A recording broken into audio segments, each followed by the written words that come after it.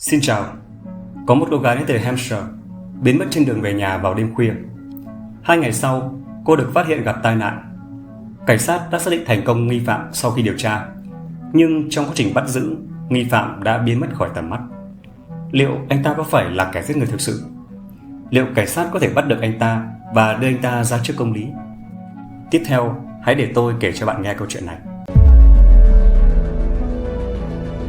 Câu chuyện diễn ra ở Hampshire, miền đông nam nước Anh, giáp Solent ở phía đông và giáp Surrey và West Sussex.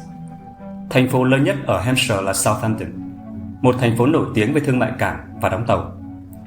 Đây cũng là một trong những thành phố quan trọng ở Anh kể từ thời Trung Cổ. Nhân vật chính của câu chuyện, Hannah Foster, sống ở Southampton. Cô sinh năm 1985. Cô là người vui vẻ và hòa đồng từ khi còn nhỏ. Hannah luôn có nụ cười rạng rỡ và rất được bạn bè yêu mến. Hannah đã mơ ước trở thành bác sĩ từ khi còn nhỏ. Để đạt được mục tiêu này, cô đã học tập chăm chỉ và tích cực chuẩn bị cho kỳ thi A-Level với mong muốn được vào một trường đại học lý tưởng để theo học ngành y. Tuy nhiên, một thảm họa bất ngờ đã phá vỡ hoàn toàn mọi thứ đối với Hannah. Vậy, Hannah đã gặp phải chuyện gì? Chúng ta cùng quay trở lại ngày 14 tháng 3 năm 2003 để tìm hiểu sự việc. Ngày 14 tháng 3 năm 2003, Hannah đến trường như thường lệ và bắt đầu một ngày mới trong khuôn viên trường. Ngày vui trọn vẹn trôi qua nhanh chóng. Khi chuông vào học vang lên, Hannah rời trường. Vì hôm nay là thứ Sáu và hôm sau là cuối tuần sẽ không có tiết học, nên Hannah đã hẹn với cô bạn tốt là Helen và cả hai sẽ đến một quán bar trong thành phố để thư giãn. Hannah nhấc điện thoại lên và gửi tin nhắn cho mẹ, nói rằng buổi tối cô ra ngoài chơi với Helen nên sẽ về muộn, để mẹ không phải lo lắng. Sau đó, Hannah và Helen đến Portswood, một địa điểm giải trí nổi tiếng ở Southampton. Các đường phố có nhiều quán bar, quán cà phê và nhà hàng khác nhau. Hannah và Helen bước vào một quán bar tên là The Hobbit. Họ uống rượu và trò chuyện trong quán bar, thảo luận về những điều thú vị xảy ra gần đây. Thời gian trôi qua, hai người đã ở trong quán bar được mấy tiếng đồng hồ mới biết đã là 10 giờ 30 tối. Hannah lấy điện thoại ra nhìn đồng hồ. Cô cảm thấy trời đã muộn và gần đến giờ phải về nhà. Thế là cô và Helen rời quán bar và đi về nhà. Hãy nhìn vào bản đồ. Đây là vị trí của quán rượu Hobbit, nơi hai người họ đang ở. Đây là vị trí của nhà Hannah, cách quán bar không xa lắm. Nhà Helen hơi xa quán bar nên cô ấy cần ra bến và bắt xe buýt về nhà. Bến xe buýt ở vị trí này cách quán bar 1,1 km. Vì nhà của Hannah cùng hướng với bến xe buýt mà Helen cần đến, nên Hannah sẽ đưa Helen lên xe buýt trước rồi tự đi bộ về nhà. Khi đó, khoảng cách từ bến xe đến nhà cô chưa đầy 500 mét. Hannah và Helen cùng nhau đi bộ đến bến xe. Thỉnh thoảng họ nhìn thấy trên đường có vài người say rượu. Trên đường không có nhiều xe cộ. Thời gian trôi qua nhanh, hai người đến bến xe. Sau khi chờ đợi vài phút, một chiếc xe buýt từ từ lái vào bến. Hannah nhìn Helen lên xe và vẫy tay chào nhau. Sau khi tiễn Helen đi, Hannah một mình chậm rãi đi về nhà. Sáng hôm sau, bố mẹ Hannah đã thức dậy và rất ngạc nhiên khi thấy con gái mình vẫn chưa về. Bình thường, nếu Hannah qua đêm ở nhà bạn bè, chắc chắn cô sẽ báo trước cho gia đình, nhưng lần này bố mẹ cô không nhận được tin tức gì. Điều này khiến bố mẹ Hannah cảm thấy lo lắng, nên họ lấy điện thoại di động ra và gửi tin nhắn cho con gái, nhưng không nhận được hồi âm. Hai người nghĩ rằng đã 5 giờ sáng, có thể Hannah đã qua đêm ở nhà một người bạn trước khi cô ấy thức dậy nên không thể trả lời. Nên họ đã đợi đến 10 giờ 30 sáng. Tuy nhiên, Hannah vẫn không trả lời tin nhắn. Điều này khiến họ vô cùng lo lắng. Vì vậy, họ gọi cho bạn của Hannah là Helen. Nhưng Helen ở đầu bên kia điện thoại nói rằng Hannah không qua đêm ở nhà cô ấy. Tối qua họ đều về nhà. Sau khi nhận được câu trả lời như vậy, bố mẹ Hannah cảm thấy chắc chắn đã xảy ra chuyện gì đó, nên họ đã gọi cảnh sát. Sau khi cảnh sát bước đầu biết được tình hình, họ đã ngay lập tức liên lạc với Helen, một người bạn đã đến quán bar cùng Hannah tối qua. Helen cho biết cô chưa bao giờ gặp lại Hannah kể từ khi họ chia tay nhau ở bến xe tối qua. Để xác minh tính xác thực trong lời thú tội của Helen, cảnh sát đã thu được toàn bộ video giám sát tại bến xe và những con phố mà hai người đi qua đêm hôm đó. Sau khi điều tra, cảnh sát tìm thấy Hannah và Helen trong một đoạn video giám sát trên đường phố. Cả hai xuất hiện vào lúc 22 giờ 43. Sau đó, cảnh sát đã điều tra đoạn video giám sát của hai người. Cảnh sát thấy họ tách ra khỏi nhau nên không có camera giám sát nào ghi lại hình ảnh của Hannah. Điều đáng chú ý là bến xe buýt rất gần nhà Hannah, cách đó chưa đầy 500 mét. Không có nhiều tuyến đường mà Hannah có thể đi về nhà, nên cảnh sát đã tiến hành khám xét tại chỗ những tuyến đường mà Hannah có thể đi về nhà. Trong khoảng thời gian này, họ cũng hỏi những người dân gần đó xem họ có nhìn thấy Hannah hay bất kỳ người khả nghi nào khác vào đêm đó không. Tuy nhiên, đêm qua không ai nhận thấy điều gì bất thường. Sau khi cuộc tìm kiếm không có kết quả, cảnh sát đã cố gắng chuyển hướng điều tra sang chiếc điện thoại di động do Hannah mang theo. Theo hồ sơ cuộc gọi điện thoại di động của cô, Hannah đã gọi đến 999 vào lúc 11 giờ vào đêm cô mất tích. Sau khi cuộc gọi được thực hiện, người điều hành viên hỏi đầu dây bên kia xem họ có cần giúp đỡ gì không. Nhưng kỳ lạ là không có phản hồi nào từ đầu bên kia của điện thoại, khiến người điều hành nghĩ rằng đó là một trò đùa hoặc phát sóng nhầm, nên người điều hành đã chuyển cuộc gọi sang hệ thống tự động. Sau một thời gian, cuộc gọi được cho là không hợp lệ và sau đó đã bị cúp máy. Cảnh sát đã tiến hành xử lý đoạn ghi âm điện thoại dài 2 phút. Sau đó, họ nghe thấy một giọng nói. Từ đoạn ghi âm điện thoại, có thể nghe thấy một người đàn ông giọng Nam Á và giọng nói của anh ta nghe như đang ở trong khoang xe tải. Chúng ta biết rằng khi điện thoại di động không bị tắt, nó sẽ trao đổi dữ liệu với các trạm gốc tín hiệu gần đó để có thể xác định được vị trí gần đúng của điện thoại di động. Sau khi kiểm tra hồ sơ vị trí điện thoại di động của Hannah, cảnh sát phát hiện ra rằng điện thoại di động của Hannah không bị tắt vào đêm hôm đó. Điều này giúp ích rất nhiều trong việc theo dõi vị trí điện thoại di động của Hannah. Cảnh sát thông qua các phương tiện kỹ thuật đã biết được rằng đêm hôm đó, điện thoại di động của Hannah đang di chuyển qua lại trên một con phố nào đó ở Portswood và nó di chuyển rất nhanh. Điều này cho thấy Hannah chắc chắn đang ở trong ô tô. Cuối cùng, điện thoại ngừng di chuyển đâu đó ở Portswood. Điều đó nói lên rằng Hannah luôn ở Portswood.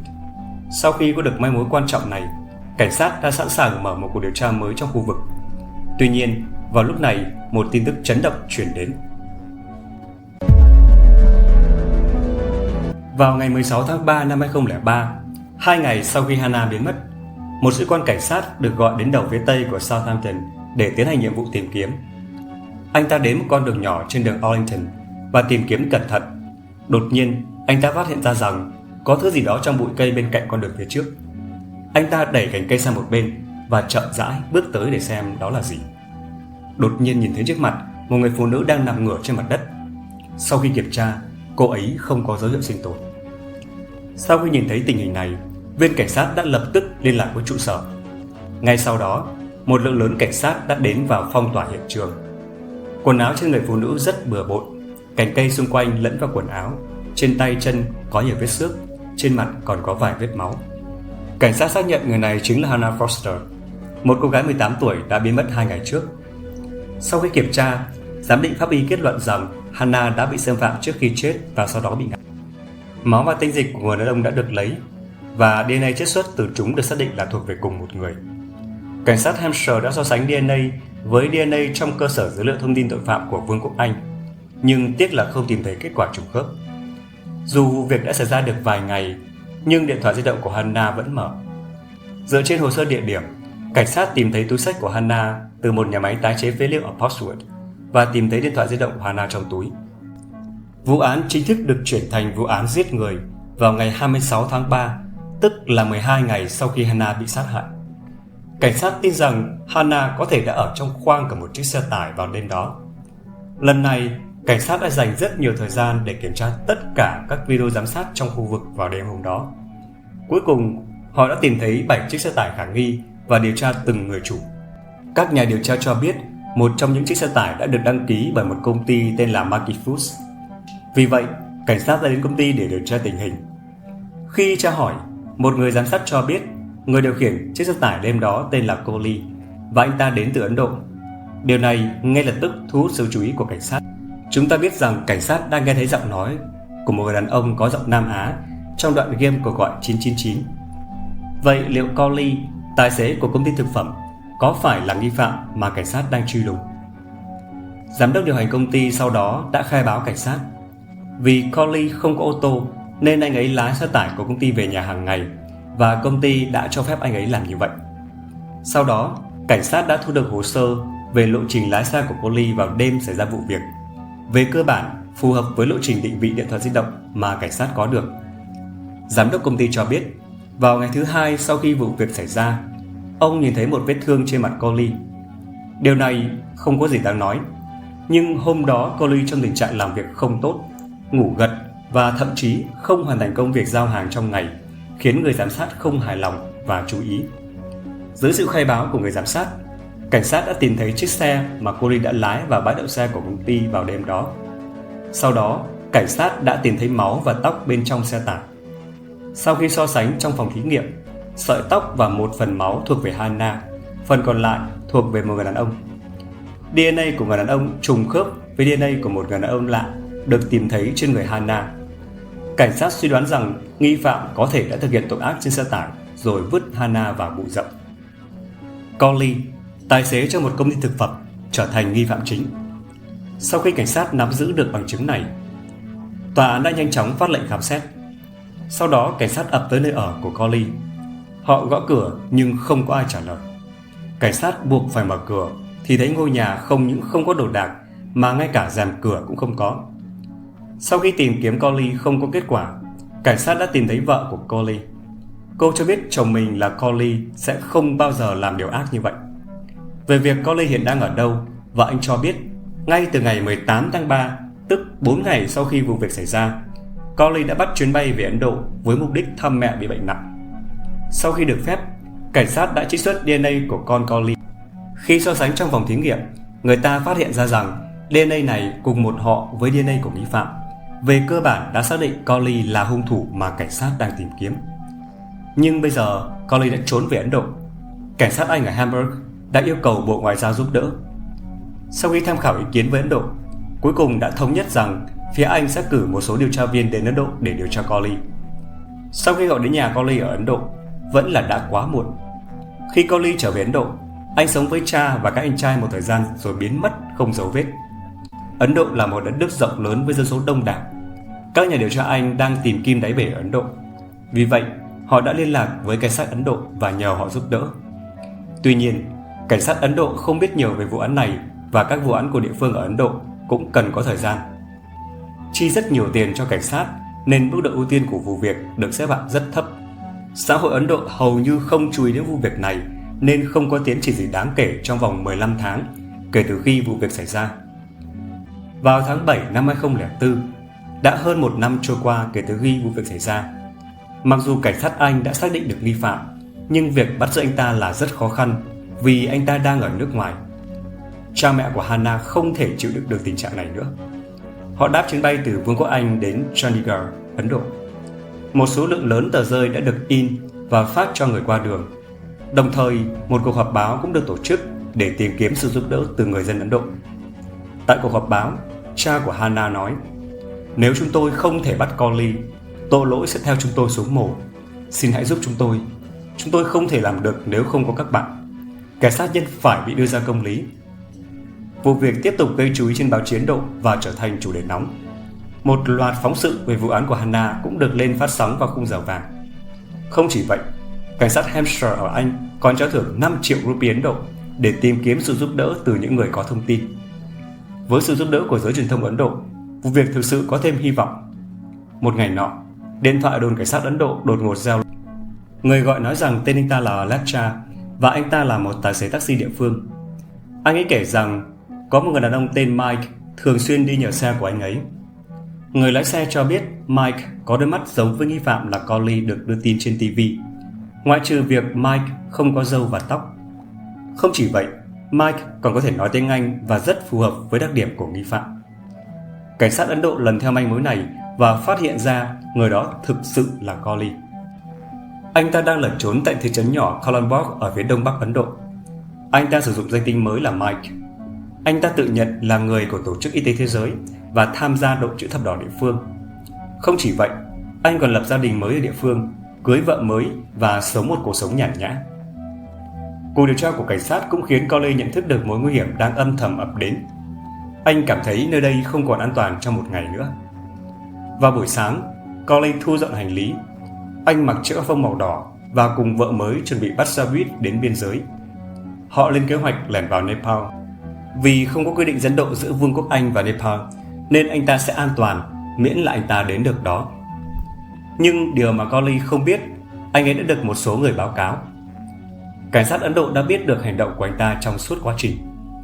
Sau khi nhận được thông tin tình báo rằng Collie đang chuẩn bị bỏ trốn, cảnh sát Ấn Độ đã nhanh chóng hành động và bắt giữ Collie chỉ còn 2 phút trước khi xe buýt chính thức khởi hành.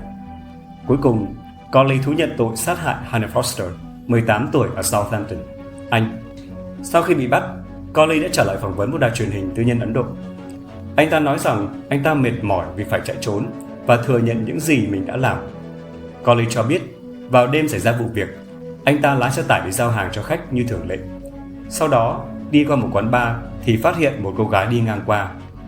Collie bị thu hút bởi vẻ đẹp của cô gái. Trong lòng anh nảy sinh ý nghĩ xấu xa. Anh ta quay trở lại chiếc xe tải của mình và từ từ lái xe đến chỗ Hannah. Sau đó, Collie mở cửa xe, nhanh chóng kéo Hannah vào trong xe rồi điều khiển xe đến nơi hoang vắng và xâm phạm Hannah. Hannah đã chiến đấu hết mình và đập vào mặt Collie trong quá trình này. Sau khi tỉnh lại, Collie vô cùng hối hận về việc mình đã làm. Anh cầu xin Hannah tha thứ và mong cô sẽ không tiết lộ tội ác của mình, nhưng bị từ chối. Để đảm bảo mình không bị lộ, Collie đã nhẫn tâm giết chết Hannah. Tuy nhiên, không rõ vì lý do gì, sau khi Collie thừa nhận tội ác, anh ta đã lật ngược hoàn toàn lời khai của mình và nói rằng vụ án Hannah không liên quan gì đến anh, và anh ta đã bị buộc tội oan. Sau 3 năm kiện tụng trong vụ án, Vương quốc Anh chính thức yêu cầu Ấn Độ dẫn độ Collie. Vào ngày 8 tháng 6 năm 2007, vụ dẫn độ được xác nhận và Collie trở thành công dân Ấn Độ đầu tiên bị dẫn độ sang Vương quốc Anh. Vào ngày 28 tháng 7 năm 2007, khi máy bay hạ cánh chậm rãi, Collie đến sân bay Heathrow ở London. Sau đó, Collie chính thức bị cảnh sát Anh bắt giữ và anh sẽ bị xét xử theo luật pháp Anh. Vào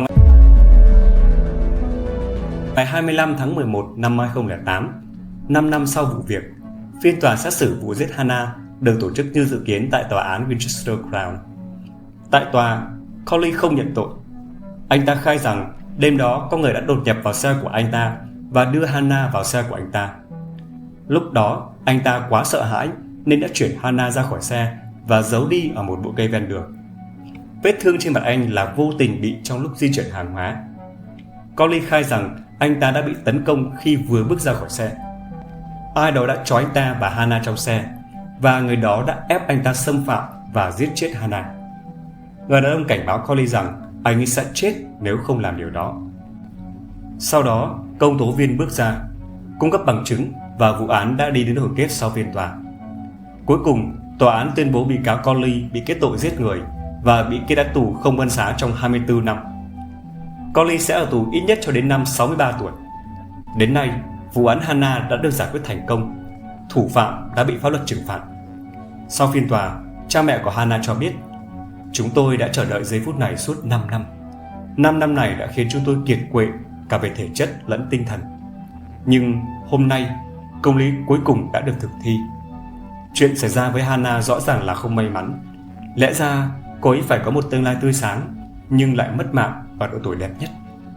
Những trường hợp như vậy cảnh báo các thế hệ tương lai không nên về nhà một mình vào đêm khuya. Mọi người thấy bản án như vậy đã xứng đáng với anh ta hay chưa? Cùng comment phía dưới nhé! Video này kết thúc tại đây và hẹn gặp các bạn trong các video tiếp theo. Xin chào!